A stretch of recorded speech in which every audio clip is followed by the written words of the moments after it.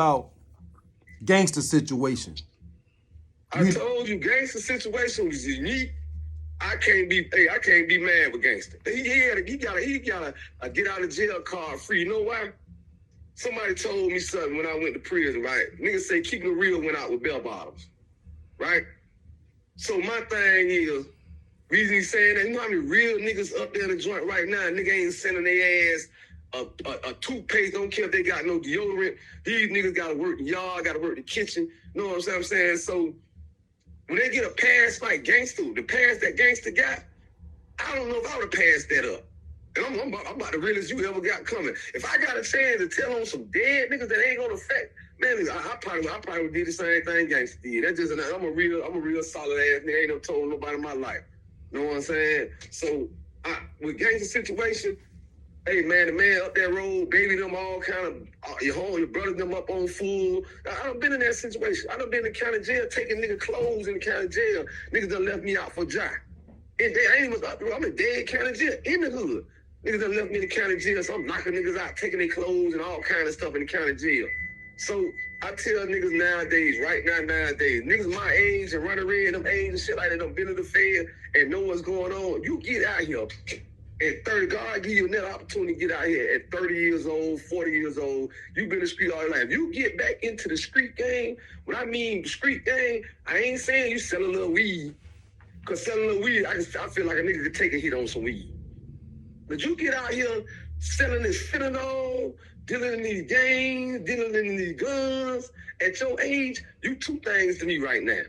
You're going to be either a real-ass dumb nigga or you're going to be a hot nigga.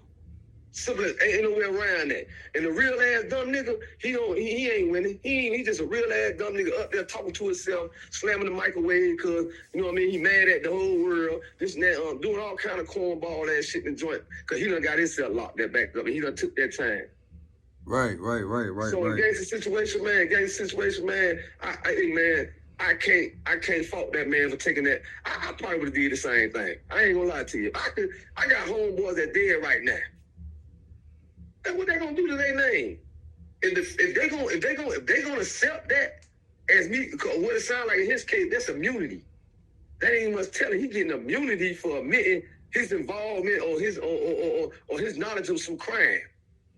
And if ain't nobody, only time I have something against a rat, if you got somebody doing 100 years or you got somebody doing time behind your cooperation, then you's a rat. Ain't nobody doing time behind Gangsta cooperation. You know what I'm saying? That's real as you can get it. If I'm laying in the joint, and they come to me, they say, "Hey man, we know y'all been involved in a lot of murders and stuff like that. We just want to know where Harry Huffman is or where his body at. If you tell me where this body at or where some money at, you know that niggas do that in the joint. My homeboy go to the hole. I go tell him where a knife at. I cooperate with the SIS to get my homeboy out the hole. Man, we got some stamps over here. We got a knife right here. There's some type of cooperation that no foul, no error. That's a no foul, no error. Hey, Vela, I was telling him, right? I was telling my man Spliff, right? I was saying, how about when the mob was paying off the police to let their racket go on? That's cooperating. But see, I told you brought that to me before. I told you mafia, Spanish people rules don't apply to the rules that we have here too. I'm gonna tell you something. All the game that we done got with organized crime, we done picked it up because we a special kind of people in North America. We the nigga that always followed other races. If you understand, that's a little history, right? So we picked up our street organization from the Italians or the mobsters, right? Right. But we hold dear to some rules that they don't hold dear to. They think we monkeys. They think telling on a nigga ain't telling. You know what I'm saying? Type shit like that. Just like the Spanish dude. Don't you know they got some cartel niggas plugs that tell on lower head niggas and feel like that ain't telling? You got some of the Spanish gangs that be in there fucking homosexual. They feel they could be homosexual in prison, but they ain't gay when they come home. Their rules ain't the same as our rules, man. Running red sitting around you. Nah, he ain't around me. Oh, I'm gonna tell you, he'll tell you that. You got some Spanish gangs, they'll be homosexual. They don't want to share. I done seen them cuff their sissy, tell a Spanish sissy, you better not mess with no blacks. This, that, and the third, and they all gonna be sharing that sissy in the unit. You know what I'm saying? And they don't think they gay. Go out there visit their family. They don't think they gay. They don't care nothing about their homeboys being gay like me and black people. We see a nigga mess with homo, we cut him out. Oh, he gay. That nigga in that lane right there. Nah, them gangbangers, the Serranos, Pisces and all that, Pisces and all thing, they be in gay activities and everything, and don't think they gay. That ain't nothing. So telling on a nigga ain't nothing. So I don't think that it'll refer to the organized crime with them paying off the police to go knock off some of their rivals and all that. That's just chess in their game. That ain't telling in the Italian world. Whoever got the most political influence, if your money could get you political influence, your money could get you to get the cops to go shake your people down, that ain't telling on their end. Them crooked cops. You know what I'm saying? They say law enforcement gonna be. See, it ain't nowhere around. Law enforcement gonna be involved. Yeah. It ain't nowhere around it. But you got some nigga that play this game that will sit down and give, like he's saying, give information to law enforcement. When he give information to law enforcement, now you switch favors against the guys that trying to keep it real. And Right. that's where the conflict come in at. You giving them a better ups on the people out here who trying to survive. Facts. And that's You know what the realest G shit you can do, man. Once you see, a lot of us don't do better because we don't know better. You know the real shit that all us could do and encourage a nigga to do, man. This day and age, I tell young people now, this day and age, don't even participate, man. The game rigged, man. it's rigged. It's rigged, man. It's like sitting down at a skin table, you know a nigga running the curve in the cards. Or you know what I'm saying? Or you know a nigga got some loaded dice and you get down there and put your hard-earned money in the thing, then you scratching your head because it ain't in your favor. If you know the game is rigged, don't play in it, man.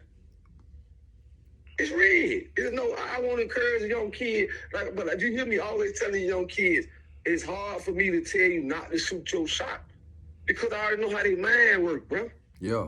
If you ain't finna replace, if you got a young kid that can scam and make $14,000 a day, and then you telling him to come over here and make $20 an hour, right?